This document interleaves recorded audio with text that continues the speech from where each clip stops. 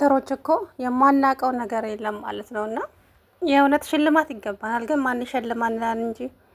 ታዲያ ሙስጠፋ ከመምጣቱ ስንት ነገር አወራን። አያችሁ፣ ነገሩ እውነት ነው።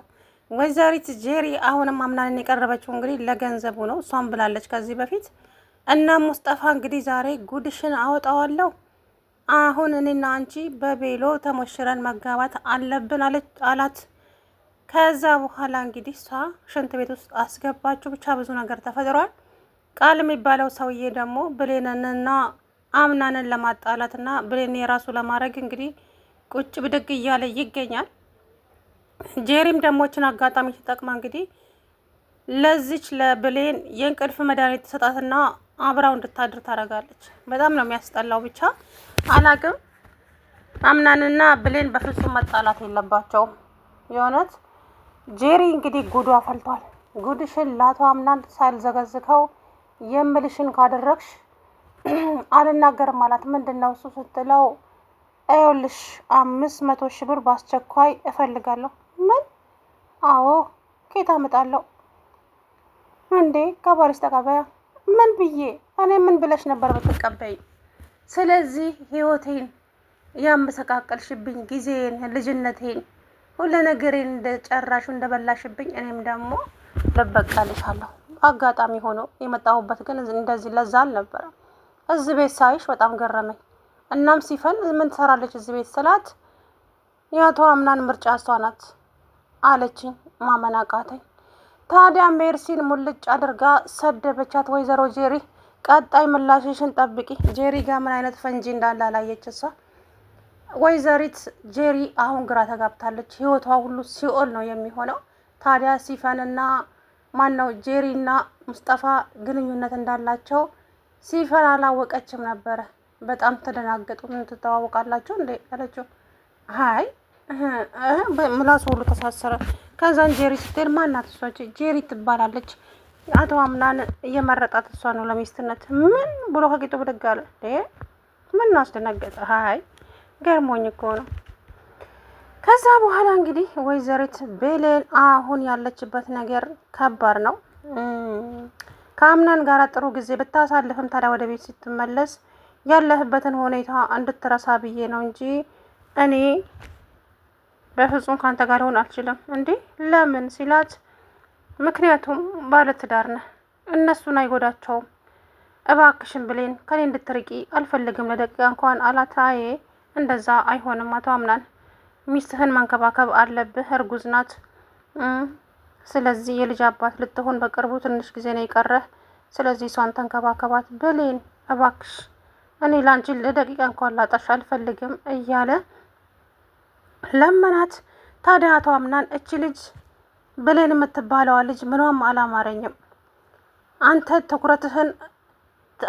ትኩረት ለማግኘት የማታደርገው ነገር የለም። እናም ደግሞ ሌላ ነገርም አይቼባታለሁ። ለምን አንተ ከዚህ ቤት አታባራትም? አይ እንደዛ ማድረግማ አልፈልግም። ለምን? ስለማልፈልግ እዚሁ ትቀመጥ፣ አይኔ ስር ትቀመጥ ማለቱ ነው። እንግዲህ እሱ ግንኙነት እንዳላቸው አውቋል መሰለኝ። ሊያጣላቸው ነው እየሞከረ ያለው ማለት ነው። እና ዊህ የጓደኛ ምቀኛ አይጣል ነው። በእውነት ነው የምላችሁ። እና ጓደኛ ምቀኛ አይጣል በሉ። እውነቱን ለመናገር ክፉ እንግዲህ ለራሱ ሊያረጋት ነው። ልጅቷን ከእሱ ጋር አጣልቶ ብሌንን የራሱ ለማድረግ ነው። እናም እችን አጋጣሚ ተጠቅሞ እችን አጋጣሚ ልጠቀም መሰለኝ። ሙስጠፋ እባክህን ከአምናን ላይ ገንዘብ እንዴት እንደምቀበል ንገረኝ እባክህ አለ። ከዛ በኋላ አምናን ማነህ ቃል እችን አጋጣሚ ተጠቀም። እሺ እችን አጋጣሚ መጠቀም አለብህ። አዎ ተጠቀም። ስለዚህ አሁን ማድረግ ያለብህ ነገር በሙሉ አድርግ እያለ እንግዲህ ከዛ በኋላ ምላሹን እፈልጋለሁ አላት።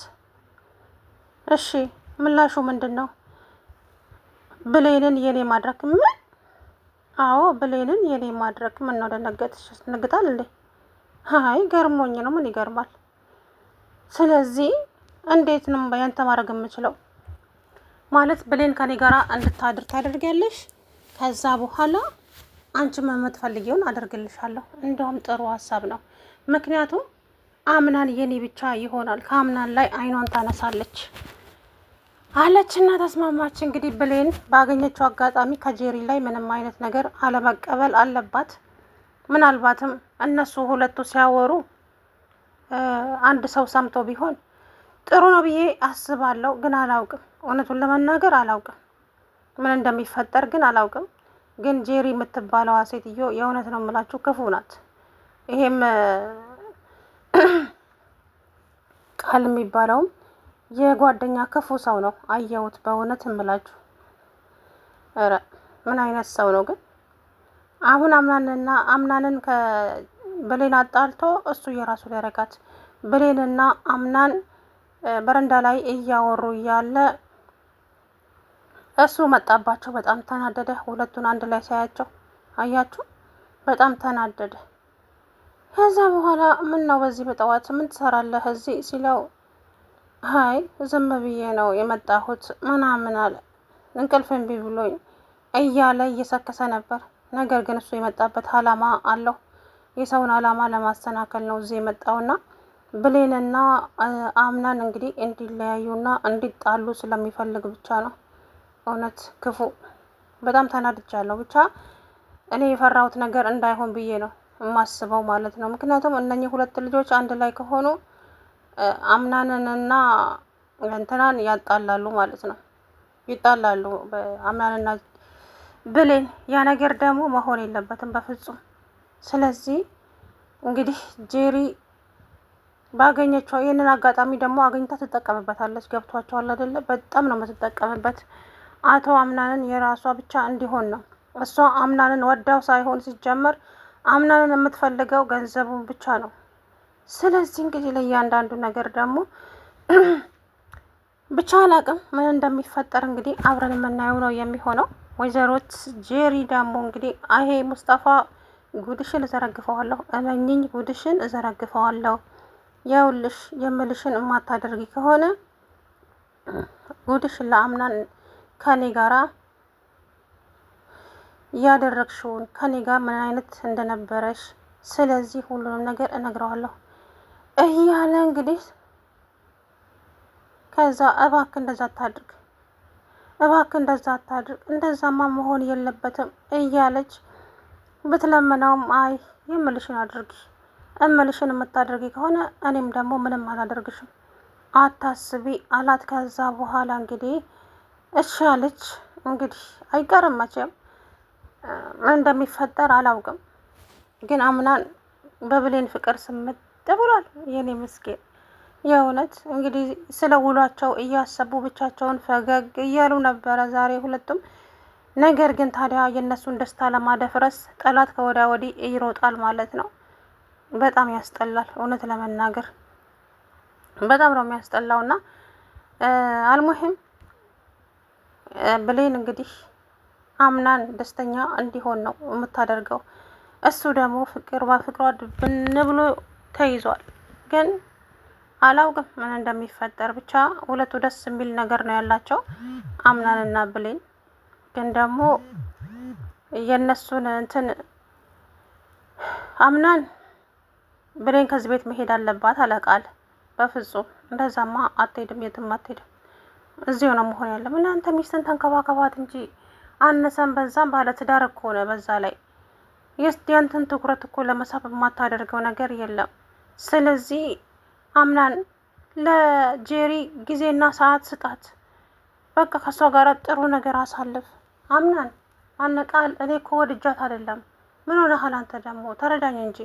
ቢሆንም ቃል እንዴ እኔ አስቤበት አይደለም ይሄ ልጅ የተፈጠረው። ስለዚህ እያለ ከዛ በኋላ በነገራችን ላይ እንትና ታጋልጣታለች። ሜርሲ ታጋልጣታለች ጄሪን ማለት ነው። ምክንያቱም ሜርሲ የእንቅልፍ መድኃኒት ለአምናን ሰጥታው አብራው እንድታድር እንዳደረገች እንግዲህ ያረገዘችው ከሙስጠፋ ነው። እች ልጅ የሙስጠፋ ልጅ ያንተ ልጅ ነው ብላ ልታዛቅፈው ነው አሁን የተንሰራራች አለችው። እና ይሄን ነገር ደግሞ የሚያከሽፍ በመሀል ቢመጣ ብዬ አሰብኩኝ። ብሌንና አምናን ፍጹም መለያየት የለባቸውም እንዴ! ግን የራሱ ጓደኛ እንግዲህ ብሌንን የራሱ ለማድረግ ብሎ አኩርቼ አኖርሻለሁ የኔን አረግሽ እፈልጋለሁ እያለ እኮ እንዴት እንደሚሆን ጨርሶ ማለት ነው። እሷ ደግሞ አመሰግናለሁ አለች ብሌን። ከዛም ክችን ሄደችና እናቴ ዛህራ ይሄ ቃል የሚባለው ሰውዬ ለአምናን ምን ነው የቅርብ ወዳጁ ነው የኔ ልጅ ልክ እንደ ወንድሙ በመከራም በደስታውም ጊዜ አንድም ቀን ተለይቶት የማያውቅ ሰው ነው አደል? ጥሩ ነው አለች። እንግዲህ እሱ ስለ እሷ ክፉ እያወራ ነበረ ማለት ነውና ብቻ እንግዲህ ምን እንደሚፈጠር አላውቅም።